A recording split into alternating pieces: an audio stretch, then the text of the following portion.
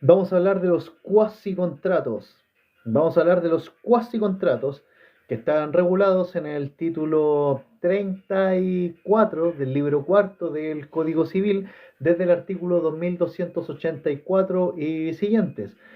Son los cuasicontratos, la agencia oficiosa, la comunidad y el pago de lo no debido. Y a continuación vamos a hacer un análisis de cada uno de estos. Bueno, partimos con los cuasicontratos. La definición de cuasicontrato es que es un acto jurídico lícito, voluntario y no convencional que genera obligaciones. Acto jurídico lícito, voluntario y no convencional que genera obligaciones. Asimismo, las principales características que diferencia a los cuasicontratos con las demás obligaciones son las siguientes. Primero, al decir que un cuasicontrato es un acto voluntario, permite distinguirlo, como fuente de las obligaciones, de la ley, aunque esta parte de la definición es criticada por la doctrina, ya que, técnicamente, en el cuasicontrato, una persona resulta obligada sin siquiera que su voluntad haya intervenido, o incluso que se haya manifestado en contrario. Otra característica de los cuasicontratos es que el cuasicontrato es lícito, ya que permite distinguirlo de los delitos y los cuasidelitos, ya que ni delitos ni cuasidelitos tienen licitud. Y respecto a la tercera característica de los cuasicontratos, señalar que al decir que el cuasicontrato es no convencional permite distinguirlo de los contratos, ya que técnicamente son parecidos, faltando solo un elemento, y que por eso son no convencionales, y es el elemento de la voluntad o consentimiento.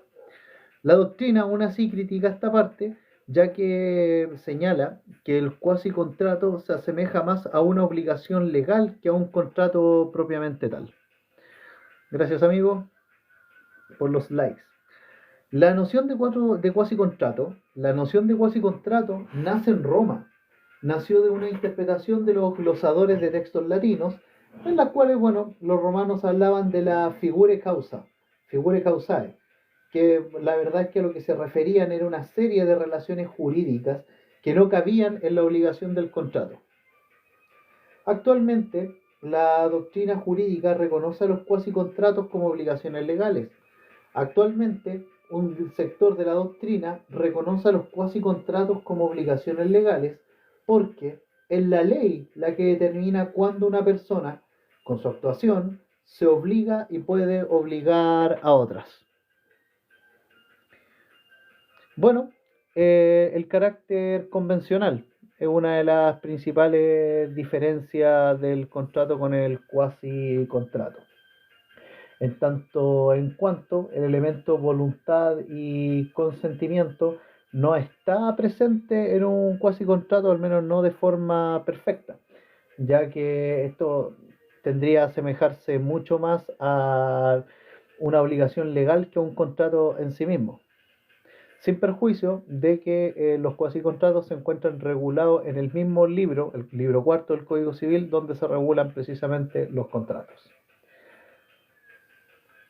No sé si me expliqué bien. Vale. La doctrina jurídica, bueno, ya habíamos señalado que asemeja más, reconoce a los cuasicontratos más como obligaciones legales que como contratos per se. Bueno, existen diversas teorías que fundamentan la noción de cuasicontrato. Existen varias teorías que fundamentan la noción de cuasicontrato, y algunas de estas son: primero, la doctrina de la voluntad tácita; segundo, la doctrina de la equidad; y tercero, la doctrina de la fuente autónoma de la obligación. En cuanto a la doctrina de la voluntad tácita, esta doctrina señala que la persona que resulta obligada tiene una voluntad tácita.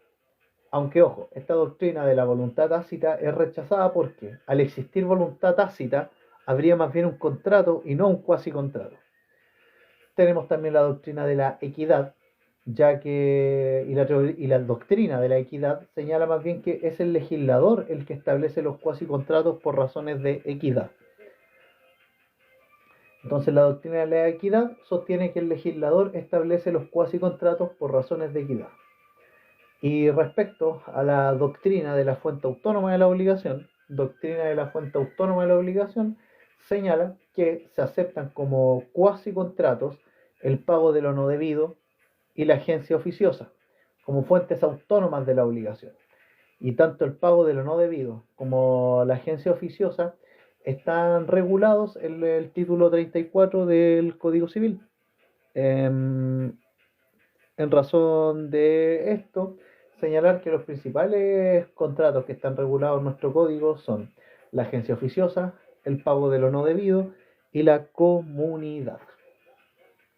La agencia oficiosa es también llamada la gestión de negocios ajenos. La agencia oficiosa es llamada también la gestión de negocios ajenos y está señalada en el artículo 2286 del Código Civil.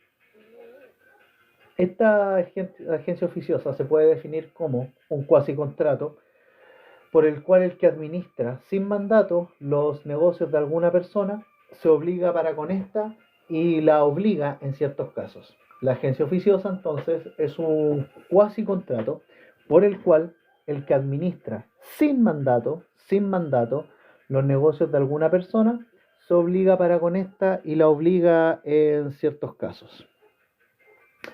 El pago de lo no debido está definido en el artículo 2295 del Código Civil. Y se entiende que el pago de lo no debido es una situación en que una persona recibió un pago que no se le debía, quedando obligado a su restitución. El pago de lo no debido es una situación en que una persona recibió un pago que no se le debía, quedando obligado a su restitución. Es una situación entonces el pago de lo no debido en que una persona recibió un pago que no se le debía, quedando obligado a su restitución conforme al artículo 2295 y siguientes del Código Civil. Y la comunidad, que está señalada en el artículo 2304 del Código Civil, la comunidad se define como un cuasicontrato en donde dos o más personas tienen una cosa universal o singular sin que ninguna de ellas haya contratado o celebrado otra convención relativa a la cosa. En la comunidad, entonces, que está señalada en el artículo 2304 del Código Civil, es un cuasicontrato. La comunidad es un cuasicontrato en que dos o más personas tienen una cosa universal o singular sin que ninguna de ellas haya contratado o celebrado otra convención relativa a la cosa. La comunidad entonces se entiende como un cuasicontrato en que dos o más personas tienen una cosa universal o singular sin que ninguna de ellas haya contratado o celebrado otra convención relativa a la cosa. Bien, sin embargo, estos no son los únicos cuasicontratos que podemos considerar en nuestro ordenamiento jurídico. Ojo con eso. También hay otros que añaden el depósito necesario en manos de un incapaz,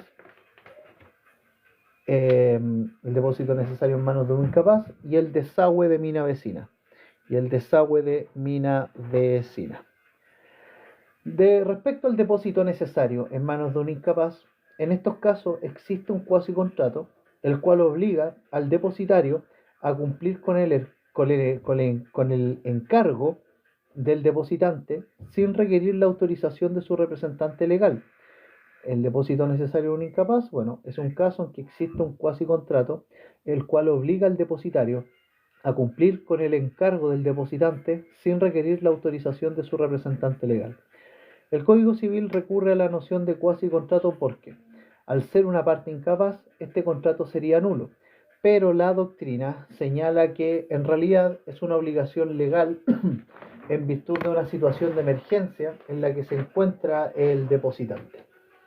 Y por último, el desagüe de mina vecina es una institución que ustedes la pueden encontrar en el Código de Minas y es un cuasicontrato que consiste en que si un minero efectúa obras que llevan consigo el desagüe de una o más pertenencias ajenas, tendrá derecho a una remuneración de los dueños que resulten beneficiados.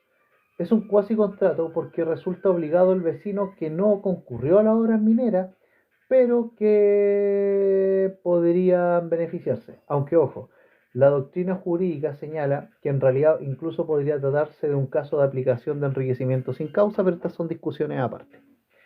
Ustedes manejen bien la agencia oficiosa, el pago de lo no debido y la comunidad. Bien, vamos a hablar ahora de la comunidad, que está señalada del artículo 2304 y siguientes del Código Civil chileno. La doctrina clásica discute el carácter de cuasi contrato que el legislador le asigna a la comunidad.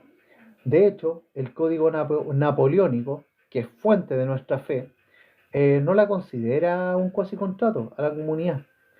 Nuestra doctrina previene, mejor dicho, la doctrina jurídica previene que no toda comunidad es un cuasi contrato.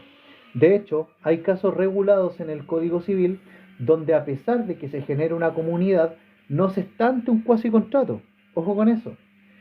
La doctrina jurídica señala que no toda comunidad es un cuasi contrato. De hecho, hay casos regulados en el Código Civil donde, a pesar de que se genere una comunidad, no se está ante un cuasi contrato. Por ejemplo, el contrato de sociedad. El contrato de sociedad genera una comunidad en el cual los bienes otorgados a la sociedad no pertenecen en común a los socios, sino al ente ficticio dotado de personalidad jurídica, es decir, a la persona jurídica. En conclusión, es necesario que, para que exista comunidad, no se haya celebrado ninguna convención relativa a la cosa universal o singular. Es requisito de la esencia que para que exista comunidad no se haya celebrado ninguna convención relativa a la cosa universal o singular. No debe haber una convención previa. Una comunidad puede tener origen de manera contractual o extracontractual. Una comunidad puede tener su origen de manera contractual o manera extracontractual. La comunidad que tiene su origen de manera contractual y tenemos una comunidad que tiene su origen en materia extracontractual. Por ejemplo, una comunidad que tiene un origen en materia contractual es la cesión de derechos hereditarios. Y de materia extracontractual, la comunidad hereditaria. Vamos con la contractual, el origen contractual de una comunidad. Esto no quiere decir que exista un contrato de comunidad. Ojo con eso. Que una comunidad tenga un origen contractual no quiere decir que exista un contrato de comunidad, sino más bien que la comunidad puede tener origen en una convención en la cual las partes quedan en posesión de una cosa, sea universal o singular. Aquí la persona adquiere la cuota de un comunero. Entonces, el origen contractual de la comunidad no dice relación con que existe un contrato de comunidad, sino que la comunidad puede tener un origen en una convención en el cual las partes quedan en posesión de una cosa, sea singular o universal. Aquí la persona adquiere la cuota de un comunero, por ejemplo, la cesión de derecho hereditario. Y el origen extracontractual de una comunidad, aquí la comunidad nace sin que exista una convención entre los comuneros. Comunidad nace en su origen extracontractual sin que exista una convención entre los comuneros, como el caso de heredar varias personas un patrimonio en un mismo causante. La comunidad no es una persona jurídica. La comunidad no es una persona jurídica porque carece de patrimonio propio, el cual es uno de los atributos de la personalidad que tiene una persona, natural o jurídica, por lo que los bienes de la comunidad le pertenecen a todos los comuneros pro indiviso. A su vez, por el derecho de los comuneros de la misma naturaleza, el ejercicio de estos se encuentra limitado por el derecho de los restantes participantes en la comunidad. En la comunidad, el derecho de los comuneros de la misma naturaleza se encuentra limitado en su ejercicio por el derecho de los restantes participantes. Los derechos que tienen los comuneros sobre los bienes comunes deben ser de la misma naturaleza. Los derechos que tienen los comuneros sobre los bienes comunes deben ser de la misma naturaleza. Es decir, todos los comuneros serán dueños. Por tanto, No puede ocurrir que un comunero sea dueño y otro comunero usufructuario de una cosa común. Todos son dueños, tienen derechos de la misma naturaleza, todos los comuneros. Al ser este derecho de los comuneros de la misma naturaleza, su ejercicio está limitado por el derecho de los restantes partícipes. Las facultades de los comuneros sobre la cosa común están señaladas en el artículo 2305 del Código Civil. Las facultades de los comuneros sobre la cosa común está regulada en el artículo 2305 del Código Civil. Y bueno, son los mismos que las facultades de los socios del haber social. Es decir, los comuneros gozan de las facultades de uso, goce y administración de la o las cosas en común. Además de estas facultades, los comuneros tienen otros derechos. Pero bueno, antes de precisar estos derechos, señalar que las facultades de los comuneros sobre la cosa en común vienen dadas en el artículo 2305 del Código Civil, que son los mismos que las facultades de los socios del haber conyugal, perdón, del haber social,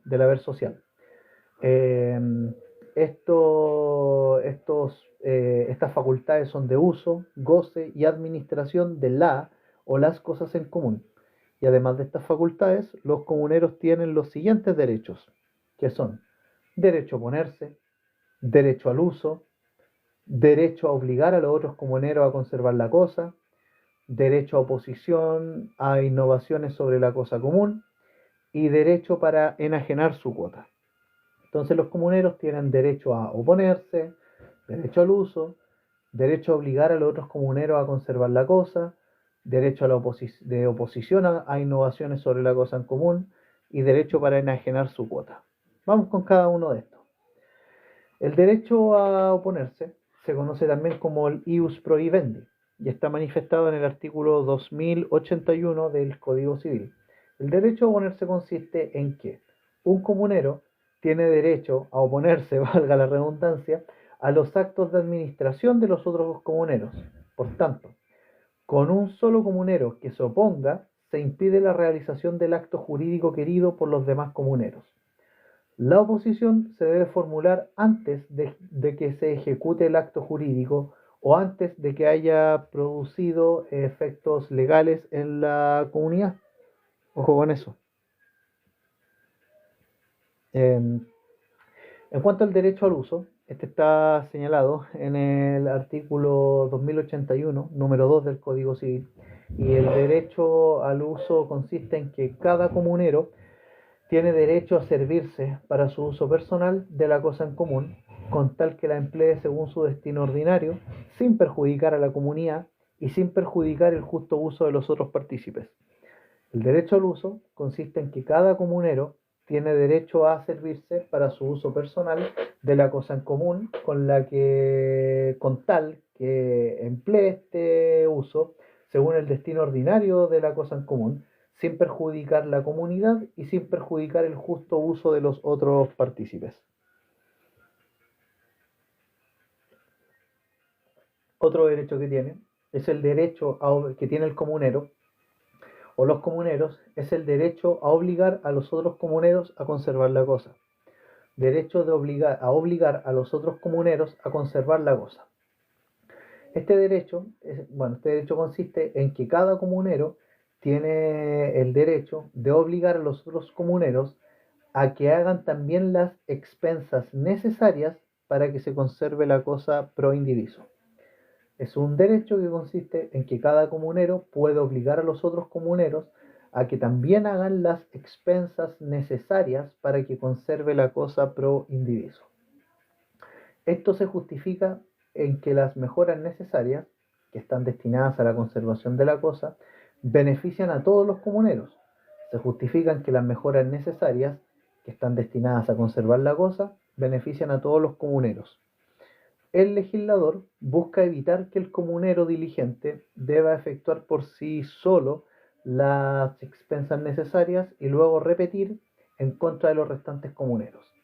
El legislador busca que exista este derecho de obligar a los otros comuneros a conservar la cosa, busca evitar que el comunero diligente deba efectuar por sí solo la expensa y después repetir en contra de los restantes comuneros, perseguir por el pago de esto a los otros comuneros. Otro derecho que tienen los comuneros son el derecho a oposición a innovaciones sobre la cosa común. Derecho de oposición a innovaciones sobre la cosa común. Y consiste en el derecho que tiene cada comunero de negarse a que se efectúen innovaciones sobre el bien común que uno o varios comuneros pretenden efectuar.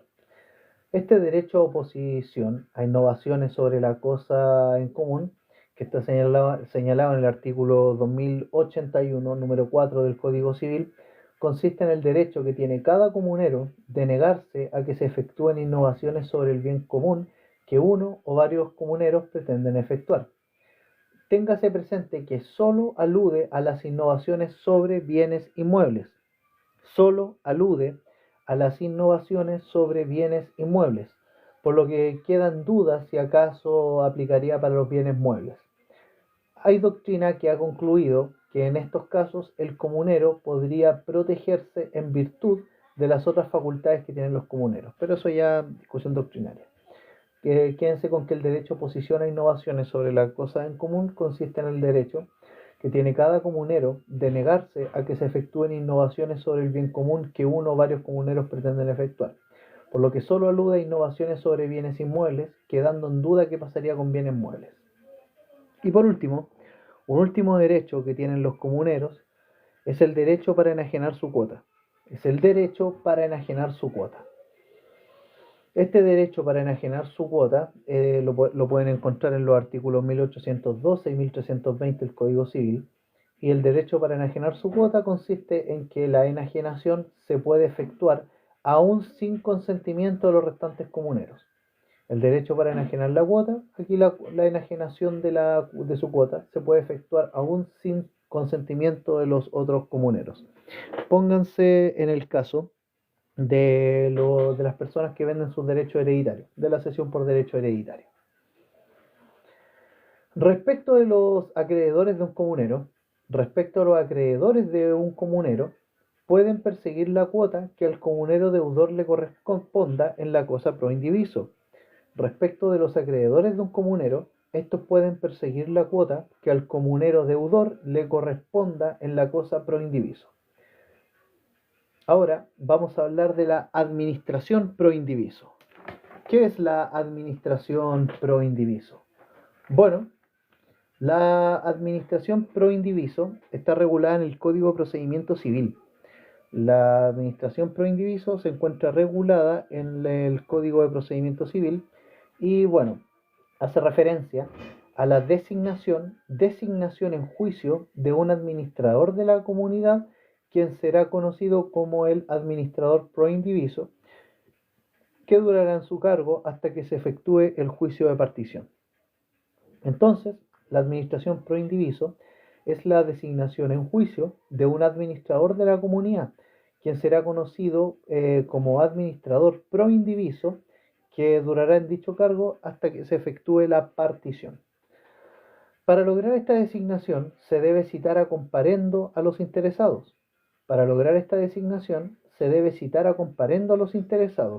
Y por acuerdo unánime o mayoría absoluta de los concurrentes que representen a lo menos la mitad de los derechos de la comunidad o incluso por resolución del juez, se puede adoptar alguna o todas de las siguientes medidas, que es nombrar a un administrador, el que puede ser comunero o un tercero extraño, fijar la remuneración del administrador, sus atribuciones, sus deberes, determinar el giro que se debe dar a los bienes comunes, determinar el límite de gastos que el administrador puede hacer y fijar la fecha en que el administrador deba rendir cuentas. Entonces, en cuanto a la administración pro indiviso, hace referencia a la designación en juicio de un administrador de la comunidad que es conocido como el administrador pro indiviso y que dura en su cargo hasta que se efectúe la partición. Para lograr esta designación se debe citar a comparendo a todos los interesados, obviamente los comuneros, pero y los interesados en general, y por acuerdo unánime o mayoría absoluta de los concurrentes que representan al menos la mitad concurrentes que representen al menos la mitad de los derechos de la comunidad o por resolución del juez, podrán adoptarse algunas o todas de las siguientes medidas, que son: primero, nombrar un administrador, que puede ser un comunero o un tercero extraño; fijar la remuneración del administrador; fijar las atribuciones del administrador; fijar deberes del administrador; fijar remuneración, atribuciones y deberes del administrador; determinar el giro que se deba dar a los bienes comunes; determinar el límite de gastos que el administrador puede hacer y la fecha en que el administrador debe rendir cuenta. Los comuneros contribuirán a las cargas de la comunidad en proporción a la cuota del comunero. Los comuneros contribuirán a las cargas de la comunidad en proporción a la cuota de cada uno. Esta división también opera respecto de la participación en los bienes que traiga la cosa al comunero, respecto de deudas y frutos. Entonces, los comuneros van a contribuir a las cargas de la comunidad en proporción a la cuota del comunero. Y esta división también opera respecto de la participación en los beneficios de la cosa del comunero, también las deudas y de los frutos. En caso de que los comuneros no hayan señalado el alcance de cada cuota, se van a reputar iguales. En caso que los comuneros no hayan señalado el alcance de cada cuota, se reputarán iguales. Respecto de las deudas de los comuneros, señalar que, si la cosa es universal, cada comunero es obligado a las deudas de la cosa en común. Si la cosa es universal, cada comunero es obligado a las deudas de esta cosa universal en común. Respecto de las deudas, entonces, si la cosa es universal, cada comunero es obligado a las deudas de la cosa en común. Las deudas contraídas en pro de la comunidad solo serán obligados el comunero que contrajo la deuda, y este comunero es el que tendrá acción contra la comunidad para que se le reembolse lo que éste hubiese pagado por ella. Ahora, si la deuda ha sido contraída por los comuneros sin expresar cuotas,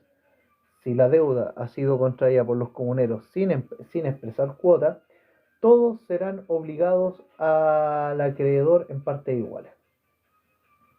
Cada comunero debe a la comunidad lo que saca de ella.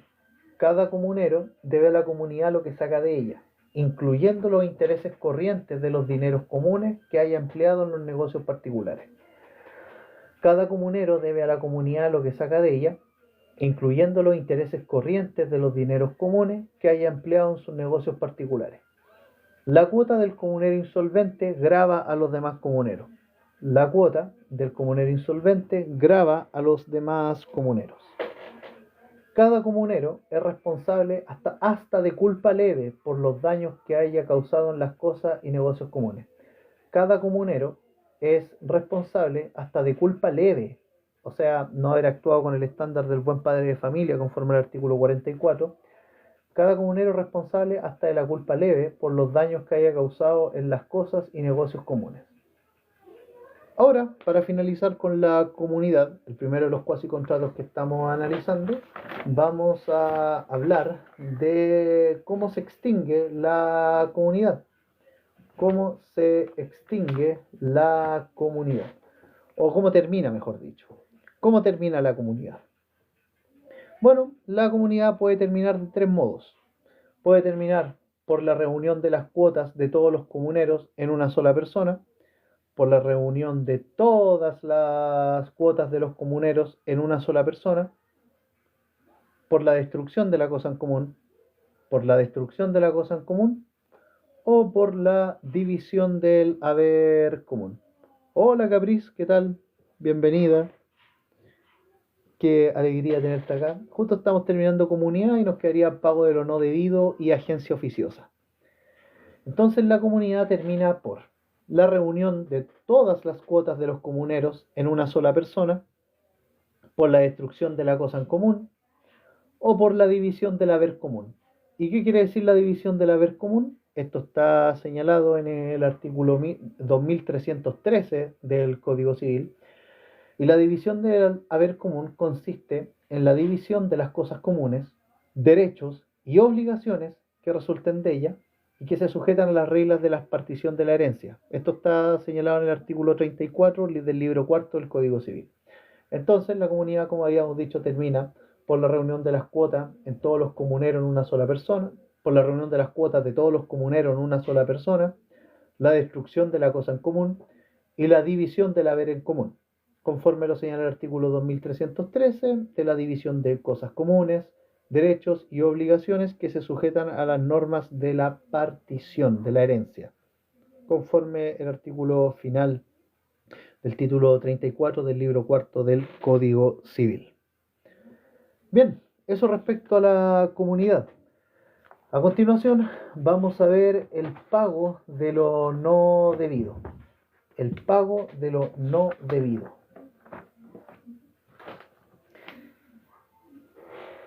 Hola Michel, ¿qué tal? Bienvenido. Ya, hablemos del pago de lo no debido, que también está en el título 34 del libro cuarto del Código Civil, y consiste, mejor dicho, bueno, el pago de lo no debido, ustedes lo pueden pillar del artículo 2295 en adelante.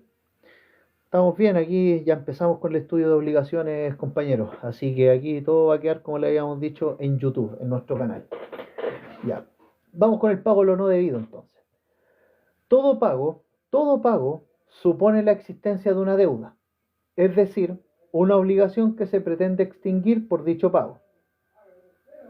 Por tanto, el que paga por error, eh, el que paga por error lo que no debe, tiene acción para que se le devuelva lo que pagó, obviamente. Entonces, todo pago supone la existencia de una deuda, es decir, una obligación que se pretende extinguir por dicho pago. Por lo tanto, el que paga por error lo que no debe, tiene acción para repetir lo pagado. Esta obligación de restitución pesa sobre quien recibió el pago debido a que se generó para él un enriquecimiento sin causa. Entonces, miren, en otras palabras, la obligación de restituir lo pagado pesa sobre la persona que recibió el pago debido a otra persona, porque de lo contrario habría un enriquecimiento sin causa. El que paga mal paga dos veces, sí, correcto, pero no es que no pueda recuperarlo. Lo que pasa es que a veces eso puede confundir a algunas personas, sobre todo los que todavía no han preparado su examen de grado, de que claro, el que paga mal paga dos veces, pero esto no quiere decir que no tenga un derecho a restitución a lo que pagó erróneamente, porque si la persona que recibe el pago de lo no debido desea quedarse con la plata, no, ahí ya hay un enriquecimiento injustificado. Así que ojo con eso, un enriquecimiento sin causa. Bueno, ¿cuáles son los requisitos del pago de lo no debido? Los requisitos del pago de lo no debido son, una acción restitutoria. Eso es lo que da derecho, lo que surge con el pago de lo no debido. Muy bien, Michel, muy bien. Una acción restitutoria contra el que recibió este pago que no debía. Bueno, como decía, los requisitos del pago de lo no debido son principalmente dos, que son la inexistencia de una obligación y que se pague por error. Inexistencia de una obligación y que se pague por error. Hola Michael, sí, de hecho está en los planes. La verdad es que vamos a referirnos a cada una de las clasificaciones de las obligaciones en cuanto al sujeto, objeto y vínculo jurídico. Así que durante la tarde podrías conectarte, incluso durante el día de mañana, y vamos a tener todo. Todos los live van a estar grabados y después se van a subir a la plataforma de YouTube. Mucho ánimo en el estudio, viejo. Mucho ánimo. Ya, entonces vamos con los requisitos del pago de lo no debido, que son la inexistencia de una obligación y que se pague por error. Respecto a la inexistencia de una obligación, esto involucra los casos de, bueno, primero, que jamás haya existido una obligación de pago, por lo que hablamos de una inexistencia real, que jamás haya existido una obligación de pago. Otro caso que involucra la inexistencia de una obligación es que, existiendo la obligación, el deudor por error pagó a otra persona. Por lo tanto, hay un error en la persona, que es en lo que en general nosotros pensamos cuando hablamos de un pago de lo no debido. Bueno, existiendo la obligación, el deudor por error pagó a otra persona. Aquí hay un error en la persona. Este pago erróneo no extingue la obligación con el acreedor. Por lo tanto, el deudor debe pagar nuevamente al verdadero acreedor. Y aquí está lo que Mitchell decía: el que paga mal paga dos veces. Y se genera el derecho a repetir en contra de aquel que recibió el pago indebido. Esto en relación con la acción actio in reverso, o la acción de restitución, relacionada con el enriquecimiento sin causa de esta persona que recibe el pago y que no debía recibirlo. Otro caso de inexistencia de una obligación es la existencia de un deudor aparente. Existencia de un deudor aparente. ¿Y en qué consiste la existencia de un deudor aparente? Esto ocurre cuando, existiendo una deuda, no es pagada esta deuda por el verdadero obligado, sino por otra persona que, por error, creía ser el deudor. Este caso tiene un límite, el cual es que el acreedor real, habiendo recibido el pago, destruye el título en el que constaba su acreencia. En este caso, si el deudor se resiste al pago, el acreedor no puede obligarlo a cumplir su prestación, y quien pagó erróneamente soporta la pérdida de dicho título. Ojo con eso. El límite aquí entonces en la existencia de un deudor aparente es la destrucción del título de la acreencia por parte del acreedor. Y otro caso en el que estamos en presencia de este requisito de la inexistencia de una obligación es la existencia de una condición suspensiva. Existencia de una condición suspensiva. ¿Y qué ocurre? Cuando se verifica el pago de la obligación y dicha obligación estaba sujeta a una condición suspensiva pendiente. En estos casos, solo se podrá repetir lo pagado cuando la condición se cumpla. Entonces, volviendo a este primer requisito para que concurra el pago de lo no debido, es la inexistencia de la obligación. Y recapitulando, la inexistencia de la obligación se dan los siguientes casos, que son que primero hay inexistencia real, que jamás haya existido una obligación. Segundo, que existiendo la obligación, el deudor por error pagó a otra persona, y este pago erróneo no extingue la obligación para con el acreedor, y por lo tanto el deudor debe pagarle nuevamente al verdadero acreedor. Aquí el que paga mal paga dos veces, como habíamos dicho, y se genera aquí mismo el derecho a repetir en contra de aquel que recibió el pago indebido. Otra situación en la que se da la inexistencia de una obligación es en el caso de la existencia de un deudor aparente. Esto ocurre cuando, habiendo una deuda, esta deuda no la paga el verdadero obligado, sino otra persona que, por error, creía ser el deudor. Este caso tiene un límite, el cual es la destrucción del título de la acreencia por parte del acreedor. Cuando el acreedor destruye este título de acreencia, el acreedor no le puede exigir al verdadero deudor el pago, y el que pagó erróneamente tiene que soportar la pérdida. Y otro caso de la inexistencia de una obligación es la existencia de una condición suspensiva.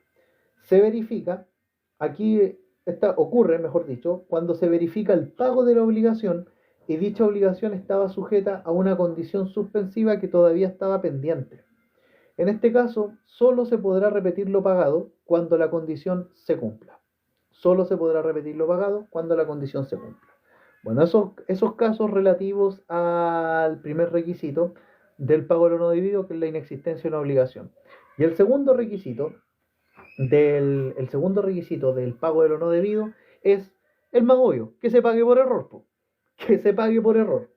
La ley exige que el error debe nacer porque el que pagó creyó que se trataba de una obligación personal o que la deuda efectivamente existía. Que se pague por error. La ley exige que el error debe nacer porque el que pagó creyó que se trataba de una obligación personal o que la deuda efectivamente existía. Bueno, para probar los requisitos del pago de lo no debido, que son la inexistencia de una obligación o que se pague por error, aquí la ley exige que debe nacer el error porque el que pagó creyó que se trataba de una obligación personal o que la deuda efectivamente existía. Para probar estos requisitos se debe probar, primero, el hecho del pago. Debe probarse el pago, que se pagó por error. Segunda cosa que se tiene que probar, es que el pago no tenía ningún fundamento. El pago no tenía ningún fundamento. Ni siquiera, fíjense, una obligación natural.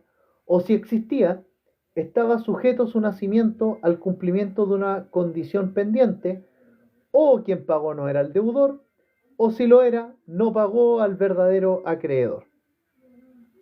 Estas situaciones, esto es lo que se tiene que probar en cuanto a los requisitos del pago de lo no debido. El hecho del pago y que el pago no tenía fundamento, ni siquiera una obligación natural. O si existía, ahí están sujetos a una condición pendiente, o a quien se pagó no, o quien pagó no era el deudor, o se pagó a alguien que no era el acreedor. Pero eso es lo que se tiene que probar. Le corresponde probar el error en el pago a quien alega que ejecutó el pago y este era indebido. Le corresponde probar, la carga de la prueba la tiene el que pagó, le corresponde probar el error en el pago a quien alega que ejecutó el pago, a quien pagó y que alega además de que el pago era indebido, correspondiéndole al demandado probar que no hubo error en el pago, sino más bien una donación. Bueno, esto último un detalle, ustedes quédense con que la persona que tiene la legitimidad para alegar el pago a lo no debido es la persona que efectivamente pagó y que el pago, lo que él pagó era indebido. Tanto el error de hecho como el error de derecho, justifican invocar el pago de lo no debido con el fin de exigir repetir lo indebidamente pagado. En el caso del error de derecho, aquí ustedes pueden relacionarlo con los artículos 2297 y 2299 del Código Civil, son casos que la ley establece para ampararse en dicho error. Pero bien, el artículo 2297 del Código Civil señala que se podrá repetir aún lo que se ha pagado por error de derecho cuando el pago no tenía por fundamento ni aún una obligación puramente natural. El artículo 2297 señala que se podrá repetir aún lo que se ha pagado por error de derecho cuando el pago no tenía por fundamento ni aún una obligación puramente natural. Y el artículo 2299 del Código Civil señala que el que da lo que no debe no se presume que lo dona, a menos de probarse que tuvo perfecto conocimiento de lo que hacía, tanto en el hecho como en el derecho. Y el artículo 2299 señala que el que da lo que no debe, no se presume que lo dona, a menos de probarse que tuvo conocimiento perfecto de lo que hacía, tanto en el hecho como en el derecho.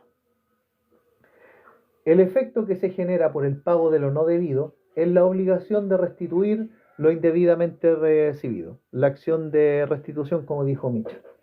El efecto entonces que se genera por el pago de lo no debido es la obligación de restituir lo indebidamente percibido.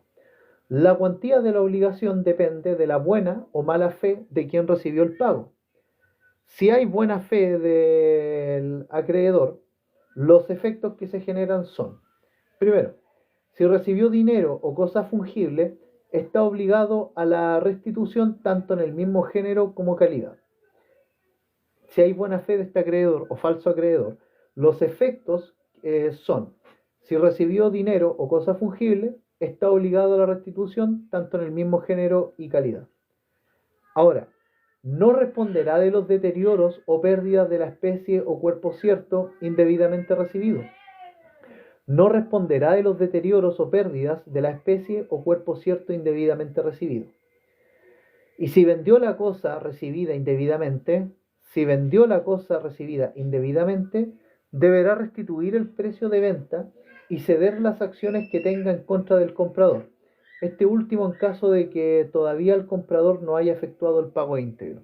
Ojo con esto, es solo si este falso acreedor está de buena fe. Y si está de buena fe, los efectos son tres.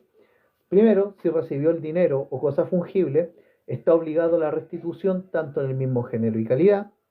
Segundo, no responderá de deterioro o pérdida de la especie o cuerpo cierto indebidamente recibido. Y tres, si vendió la cosa recibida indebidamente, debe restituir el precio de venta y ceder las acciones que tengan contra el comprador en caso de que el comprador todavía no haya pagado íntegramente. Pero ojo, estos efectos solo en caso de que el falso acreedor esté de buena fe. Si está de mala fe, la cuestión es distinta. Si está de mala fe, es distinto. Porque si está de mala fe, debe restituir la suma de dinero o cosa fungible junto con los intereses corrientes. Si está de mala fe, debe restituir la suma de dinero o cosa fungible junto con los intereses corrientes. También será responsable de los deterioros que experimente la cosa por su hecho culpa. Será responsable de los deterioros que experimente la cosa por su hecho culpa. Y también será responsable de restituir los frutos percibidos. Será responsable de restituir los frutos percibidos. Entonces, chicos, si el falso acreedor está de mala fe, considerar que los efectos que genera el pago de lo no debido son, en cuanto a la cuantía de la obligación, es que primero tiene que restituir la suma de dinero o cosa fungible junto con intereses corrientes, será responsable de los deterioros que experimente la cosa por hecho o culpa suya, a diferencia de si está de buena fe, y será responsable de restituir los frutos percibidos. Según el artículo 2303 del Código Civil, el que pagó mal tiene acción en contra de los terceros adquirentes a título gratuito. El que pagó mal tiene acción en contra de los terceros adquirentes a título gratuito si es que la cosa dada en pago es reivindicable y existe en poder del tercero. A contrario sensu, si el tercero adquirió la cosa de buena fe y a título oneroso, el deudor no tiene acción en su contra. Entonces, y en relación con el artículo 2303 del Código Civil, el que pagó mal tiene acción en contra de los terceros adquirentes a título gratuito, si es que la cosa dada en pago es reivindicable y existe en poder del tercero. Por el contrario, si el tercero ha adquirido la cosa de buena fe y a título oneroso, el deudor no tendrá acción en su contra. Y eso con respecto al pago de lo no debido. Ahora, antes de pasar a la agencia oficiosa, ¿se está explicando bien? ¿Está quedando relativamente claro? ¿Hay algún error, alguna imprecisión? Por favor, ustedes saben que yo no me la he hecho con la retroalimentación. Mientras no venga con hate, claro. Ay, Dios santo.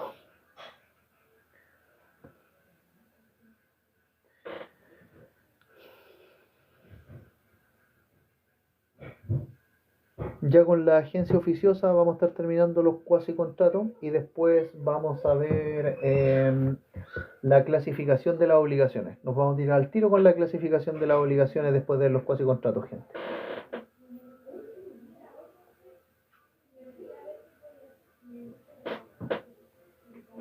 Vale, vamos con la agencia oficiosa entonces. Agencia oficiosa o gestión de negocios ajenos. Agencia oficiosa o gestión de negocios ajenos. Así se conoce esto. Según los artículos 2286 y siguientes del Código Civil. Gracias, Michelle. Muchas gracias. Agencia oficiosa o gestión de negocios ajenos. Artículo 2286 y siguientes del Código Civil. Vale. Bien. Vamos a hablar de las partes en la agencia oficiosa.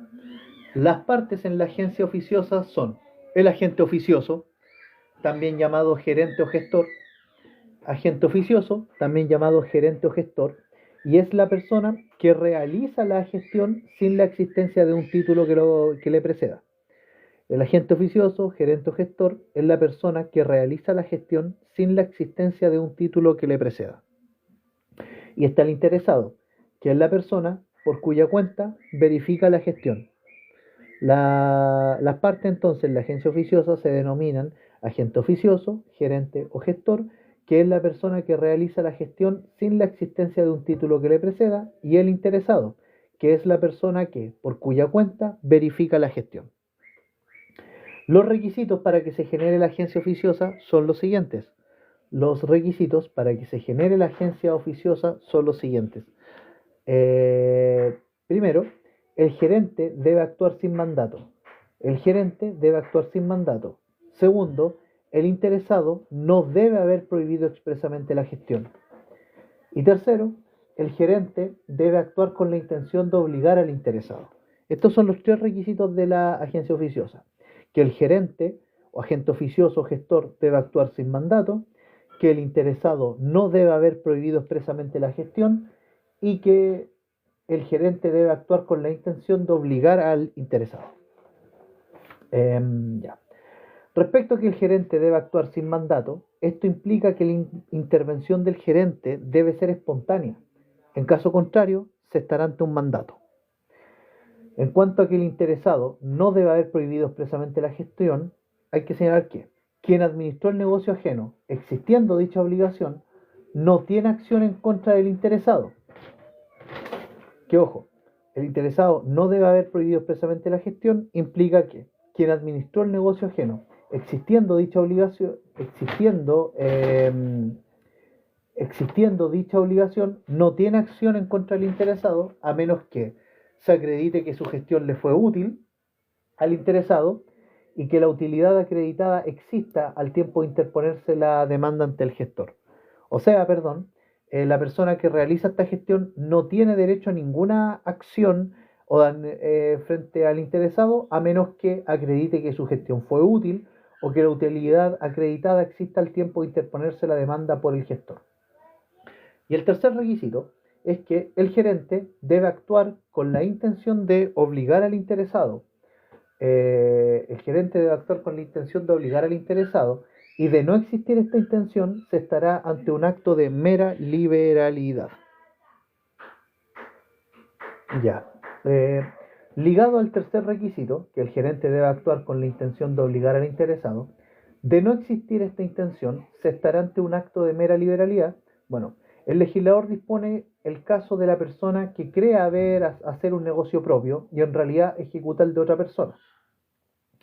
Ligado al tercer requisito, el legislador dispone el caso de la persona que cree hacer su propio negocio y en realidad ejecuta el negocio de otra persona.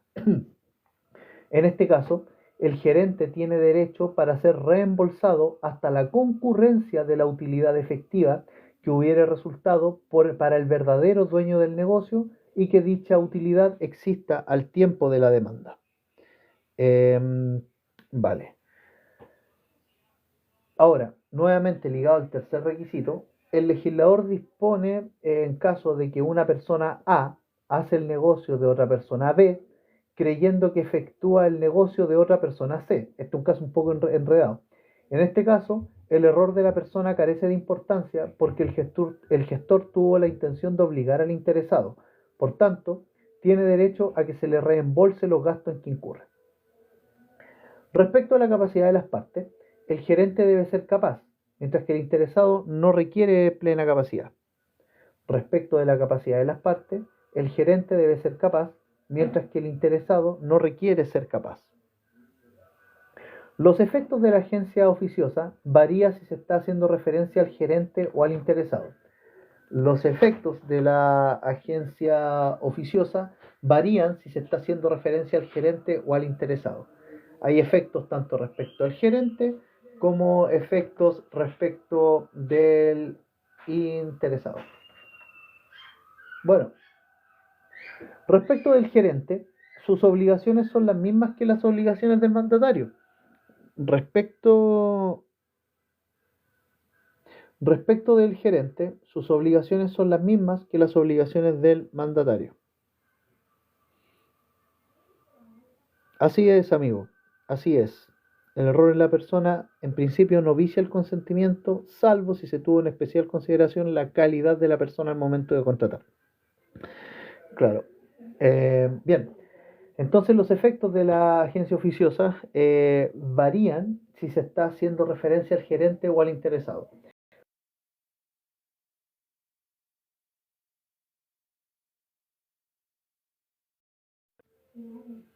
Vale.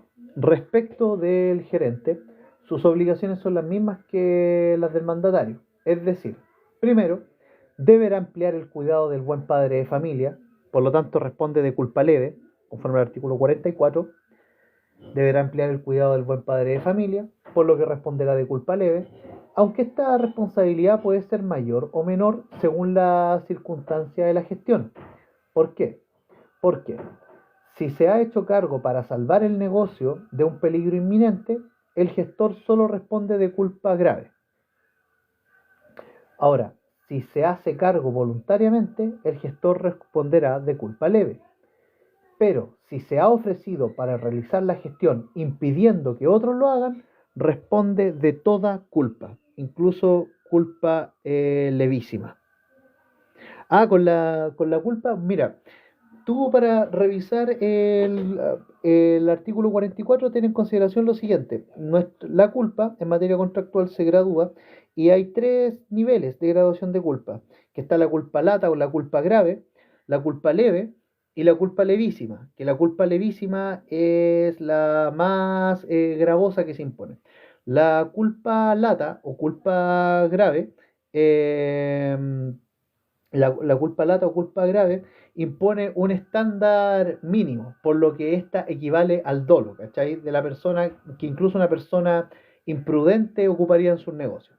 La culpa leve te impone el estándar del buen padre de familia y la culpa levísima te impone el estándar de un hombre juicioso y prudente en la administración de sus propios negocios. Así que con eso, ¿qué hay al otro lado? O sea, lo ideal es que puedan manejar el artículo de memoria. Yo no lo hago, pero es lo ideal. Y ya con eso puedes entender cada vez mejor esta institución. Ya, entonces, bueno, respecto a las obligaciones del mandatario, del gerente, respecto a las obligaciones del gerente, estas son las mismas que las del mandatario, por lo que debe emplear el cuidado del buen padre de familia y por ello responderá de culpa leve, aunque dicha responsabilidad puede ser mayor o menor según la circunstancia de la que se haga cargo la gestión. ¿Por qué? Porque si va a salvar el negocio, si la gestión la agarró el negocio para salvarlo de un peligro inminente, va a responder de culpa grave o culpa lata, que es como la menos, a ver, es la que tiene, por así decirlo, el estándar más bajo. Ahora, si se hace cargo voluntariamente, responderá hasta de culpa leve, o sea, debe tener el estándar del buen padre de familia. Y si se ofrece para realizar la gestión impidiendo que otros lo hagan, no, pues aquí ya responde de toda culpa. Otra función que tiene, y que es la misma que el mandatario, es que el gerente o agente oficioso debe encargarse de todas las dependencias del negocio, es decir, de todos, pero todos los aspectos inherentes del negocio, local, producto, sueldo, etc. El gerente debe encargarse de todas las dependencias del negocio, o sea, de todos sus aspectos inherentes. Otro efecto que se genera es que el gerente debe continuar la gestión hasta que el interesado pueda tomarla o el interesado le encargue la gestión a otra persona. En caso de que el interesado fallezca, el gerente debe continuar hasta que los herederos dispongan. Otro efecto que se genera respecto del gerente o agente oficioso es que debe continuar la gestión hasta que el interesado pueda tomar la gestión o se la encargue a otra persona. Y en caso de que el interesado fallezca, el gerente debe continuar hasta que los herederos lo dispongan. Otro efecto es que el gerente debe rendir cuenta de la gestión al interesado con documentos justificativos. Y en caso de que no lo haga, el gerente no puede intentar ninguna acción en contra del interesado. Otro efecto entonces es que el gerente debe rendir cuenta de la gestión al interesado con documentos justificativos y en caso que no lo haga, el gerente no puede intentar ninguna acción en contra del interesado. Ya. Y respecto de y de otro efecto que ya está vinculado al interesado, hay que señalar lo siguiente. En la agencia oficiosa no resulta necesariamente obligado el interesado, sino que estas obligaciones, las obligaciones del interesado, nacerán en contra de este cuando el negocio haya sido administrado bien por el gerente y le haya sido de utilidad. Por lo tanto, el interesado va a asumir obligaciones ante aquellos terceros que contrataron con el gerente y tiene que reembolsarle al gerente o agente oficioso las expensas útiles y necesarias. En caso de que el negocio haya sido mal administrado, el interesado no resulta obligado frente a terceros, ni siquiera ante el agente oficioso. Entonces, los efectos respecto del interesado vienen así. En la agencia oficiosa no resulta necesariamente obligado el interesado, sino en los casos en que el negocio haya sido bien administrado por el gerente y le haya reportado utilidad.